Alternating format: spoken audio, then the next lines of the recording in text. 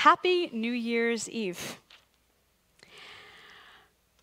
Given the week that we have had here in Colorado, that feels pretty hard to say. We're in a deep bell curve of the Omicron variant. We witnessed senseless shooting once again, right in the midst of where we live. And yesterday, wildfires coursed uncontrollably throughout Boulder and Jefferson County, destroying hundreds of homes, displacing thousands of people, and reminding us once again that we are at the mercy of where our environment chooses to go. So every part of that phrase tonight, Happy New Year's Eve, feels a little bit difficult and almost ironic. Happy?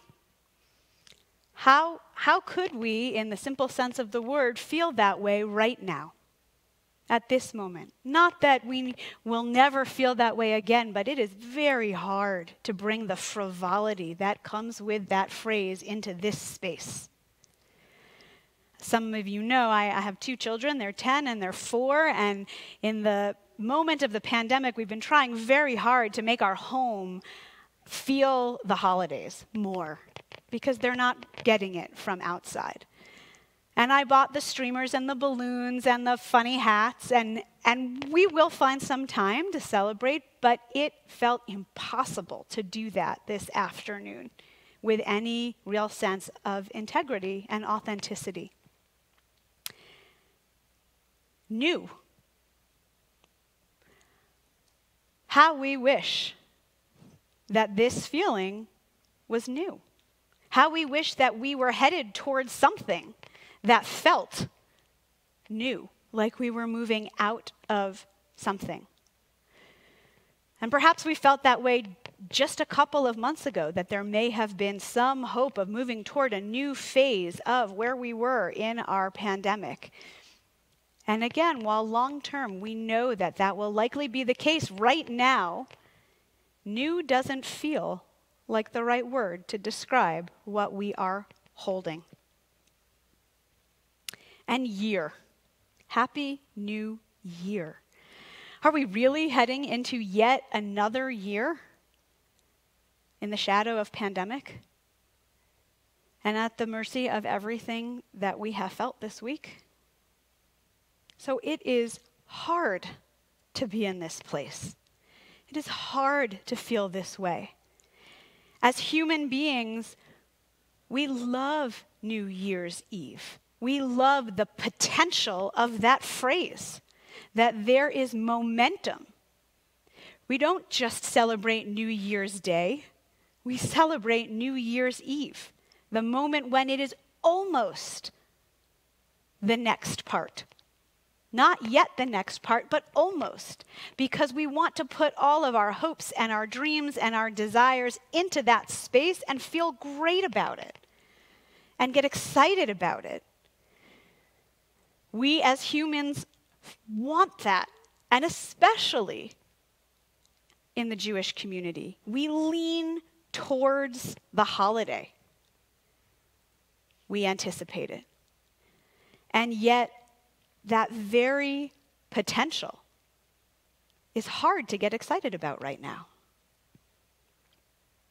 Tragedy after tragedy, it feels like our hope is being squandered.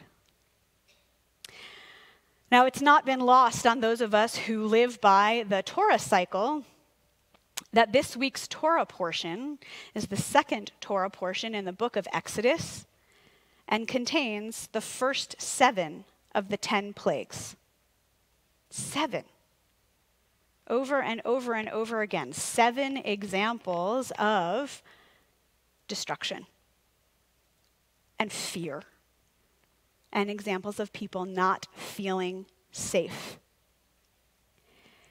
How appropriate does that seem, we say? How many jokes have we heard that are locusts coming next? Because surely that's where we are. And even though that may seem trite, perhaps in this moment, we might imagine just a little bit more fully what the experience of the Egyptians was during those 10 plagues, what it felt like to be barraged over and over and over again with events that are seemingly out of their own control.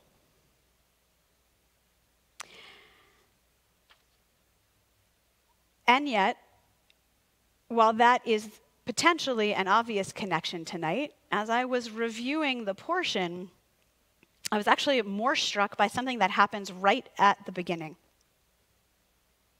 So at the very beginning of this week's Torah portion, God is reminding Moses of his task.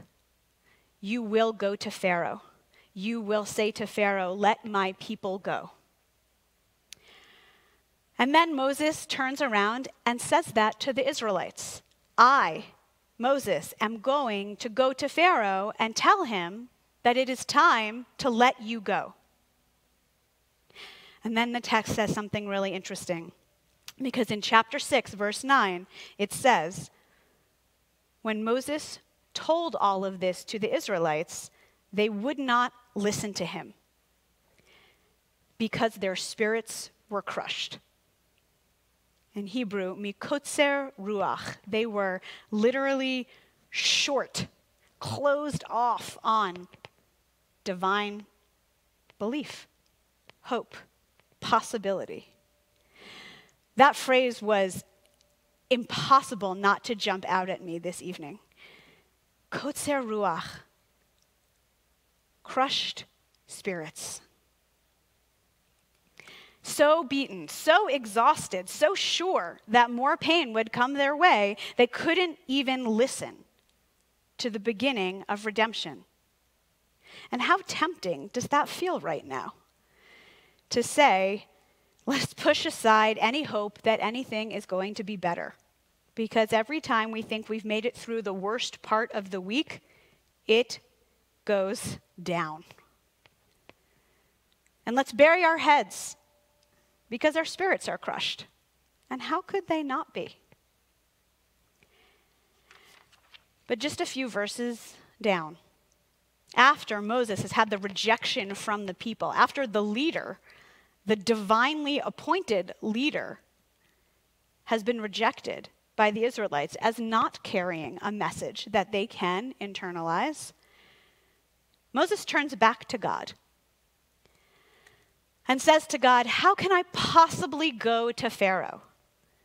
Not only do the Israelites not believe me, but I don't speak very well. I have no hope and no support.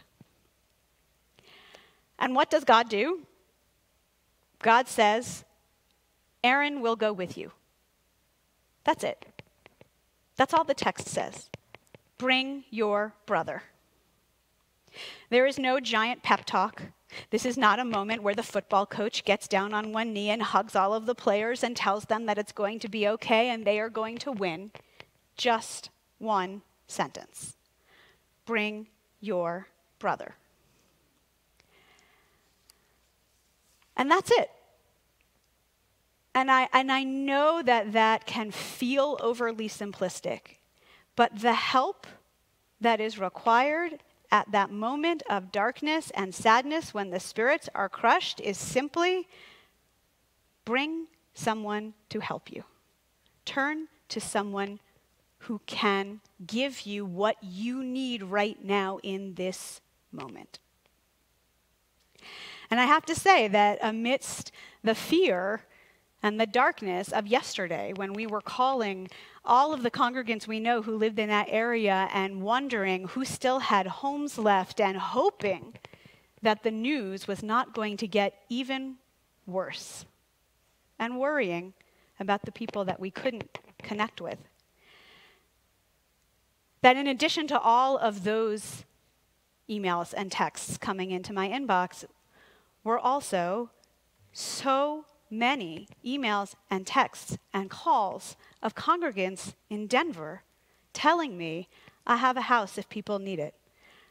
I have extra rooms in my house if people need it. I have extra supplies. I am not even in Denver right now, but I will give someone a key somehow to get to a safe space. I have extra food for pets if people need it. I have an extra car if people need it. I have blankets. I have whatever you need to help these people. That's amazing coming from our community.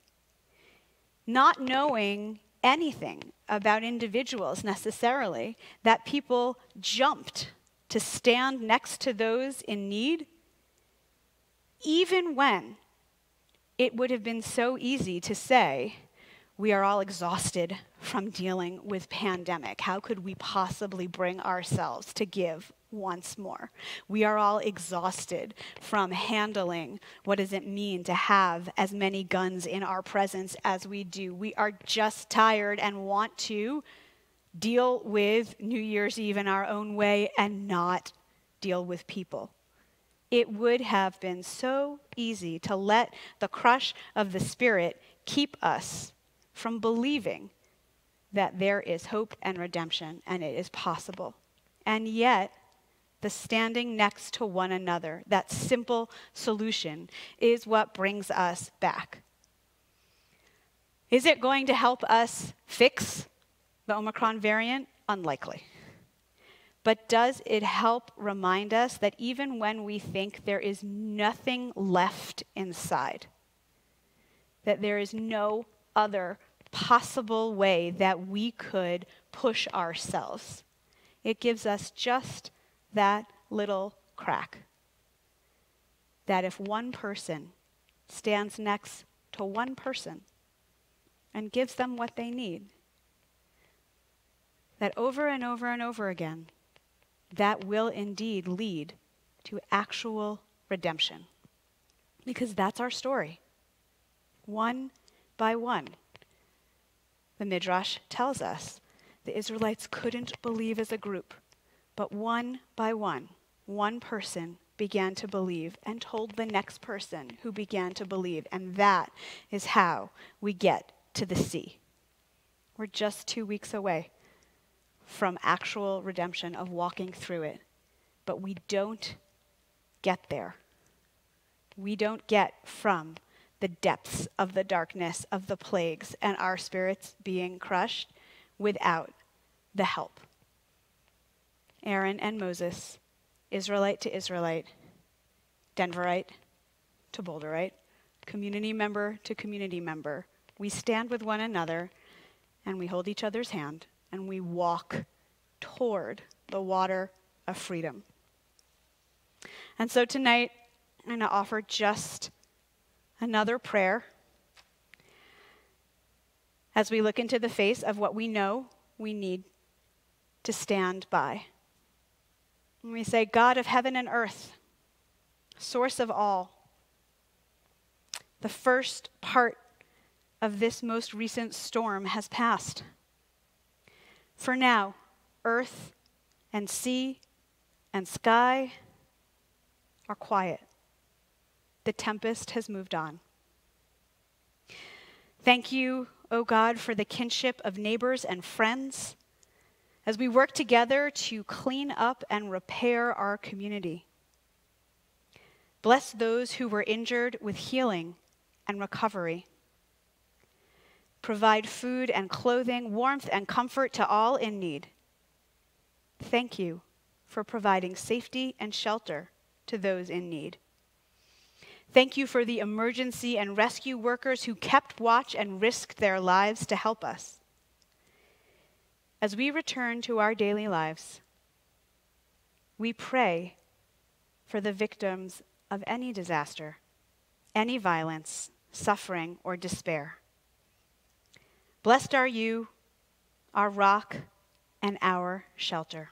And together we say, Amen. Let us take this hope. Let us take this spirit of community and pour it into the potentiality of this evening. Happy New Year's Eve. Let us turn it together. We rise as we are able for Aleinu.